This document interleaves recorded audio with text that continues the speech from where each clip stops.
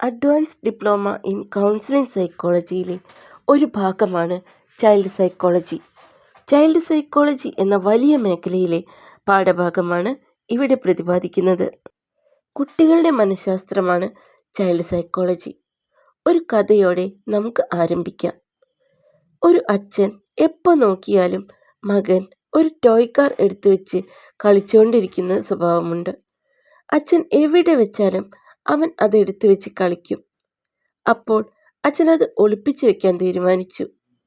അച്ഛൻ അലമാരയിൽ വലിയൊരു കാർഡ്ബോർഡിനകത്ത് കാർ എടുത്തു വെച്ച് ഒളിപ്പിച്ചു വെച്ചു.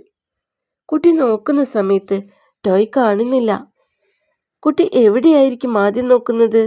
ആ കുട്ടി എവിടെയാണോ വെച്ചത് അവിടെ തിരയും, അല്ലേ? നമുക്കത് എങ്ങനെ മനസ്സിലായി? നമ്മൾ കുട്ടികളുടെ മനസ്സിലൂടെ ചിന്തിച്ചു.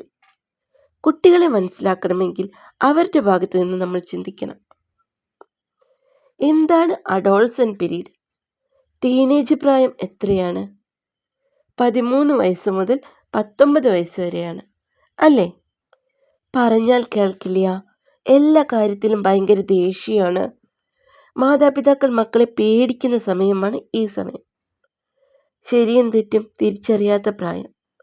ശാരീരികമായും മാനസികമായും വളർച്ച പ്രാപിക്കുന്ന പ്രായം. ഹോർമോൺ ചേഞ്ചസ് വരുന്ന പ്രായം. അവരെ മനസ്സിലാക്കണമെങ്കിൽ നമ്മൾ അവരുടെ വ്യൂ പോയിന്റിലൂടെ ചിന്തിക്കണം. ഈ പ്രായത്തിൽ ഓരോരുത്തരും പെരുമാറുന്നത് ഓരോ രീതിയിലായിരിക്കും.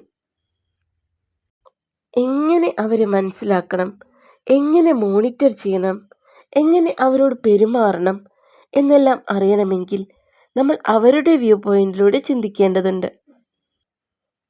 ചില കുട്ടികൾക്ക് 10 വയസ്സിൽ തന്നെ കൗമാര സ്വഭാവങ്ങൾ തുടങ്ങുന്നതായിരിക്കും.